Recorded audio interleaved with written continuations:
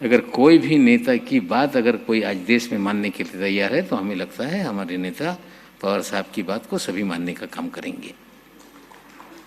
पवार साहब का एक व्यक्तिमत ऐसा है, मैं अपना अनुभव कुछ आप लोगों के साथ बांटना चाहता हूँ।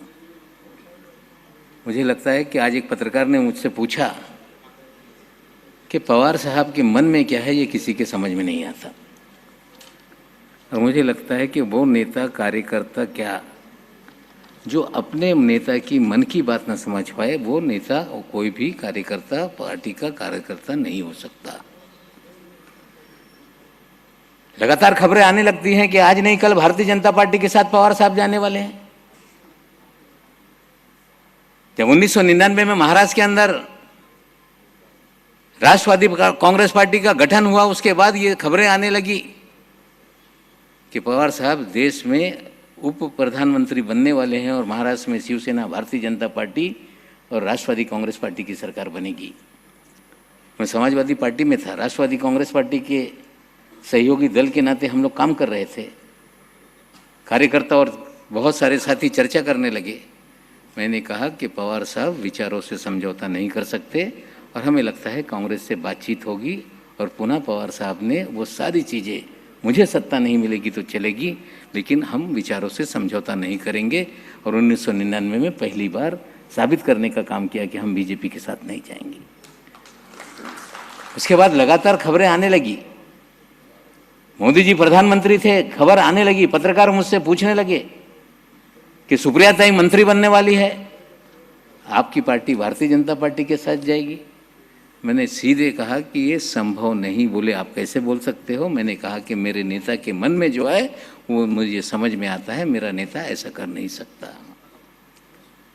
और हमें लगता है कि पिछले 2 साल पहले जब परिस्थितियां बनने लगी तो कोई किताब लिखी गई कि नवाब मलिक सबसे पहले बोल रहा था कि महाराष्ट्र में पर्याय सरकार बनेगी। अगर नेता के मन की बात कार्यकर्ता समझ नहीं पाएगा तो वो कार्यकर्ता अपने नेता का अनुयायी नहीं है।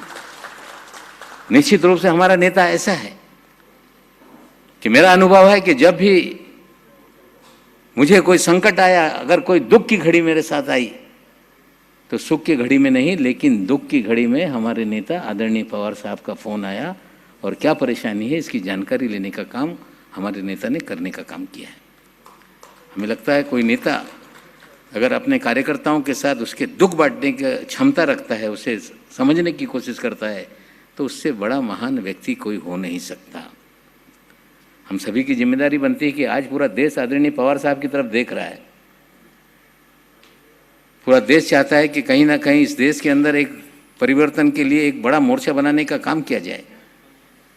इस देश के अंदर जिस तरह से किसान परेशान है, नौजवान परेशान है, देश के अंदर अलग तरह की विचारधारा देश के अंदर जहर घोलने का काम कर रही है, मजहब के नाम पे नफरत फैलाने का काम कर रही है, जाति के नाम पे कहीं संघर्ष खड़ा करने का काम कर रही है, तो निश्चित रूप से आदरणीय पवार साहब का ही विचार, आदरणीय पवार साहब के ही विचारों के साथ इस लड़ाई को हम लड़ सकते हैं और हम लोगों को इस लड़ाई में लड़ने के लिए तैयार होने का काम करना पड़ेगा। और निश्चित रूप से मैं आप सभी लोगों से विनती करने का काम करना चाहता हूँ कि बहुत सारे लोग कन्फ्यूजन पैदा करने का काम करते हैं। आप सबकी जिम्मेदारी बनती है कि कन्फ्यूज होगा तो हमें लगता है कि एक्सीडेंट हो जाता है, कोई कुछ भी बोल दे। आपको पूरी तरह से हमारा नेता, उसके विचार क्या हैं, वो किस तरह की राजनीति इस देश में करना चाहता है, इसको पूरी तरह समझने का काम करना पड़ेगा। आज आदरणीय पवार साहब के आशीर्वाद से, पवार साहब मैं आपका बहुत आभारी हूँ। आपको याद दिलाना चाहता हूँ कि मैं समाजवादी पार्टी में था, कुछ वैचारिक लड़ाई मेरी हुई, मैं दल बदलना चाहता था, कांग्रेस में जाना चाहता था, मंत्रालय से निकला, बीकेसी में मेरी गाड़ी पहुंची थी, एक फ़ोन आ गया, मी शरद पवार बोलते हैं। मेरे हाथ पैर ढीले हो गए कि पवार साहब का फ़ोन क्यों आ गया, तुम कांग्रेस पार्टी में जाने वाले हो? मैंने कहा हाँ। बोले नहीं, कांग्रेस में नहीं जाना है, आपको राष्ट्रवादी कांग्रेस पार्टी में आना है। मुझे कहा कि दिलीप वलसे पाटिल जी से मिलो, अरुण भाई से मिलो और पार्टी में आओ।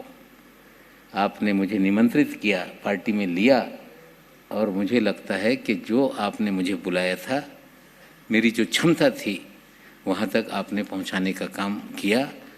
मैं मानता हूं कि आप एक कार्यकर्ताओं को पहचानने वाले नेता हैं।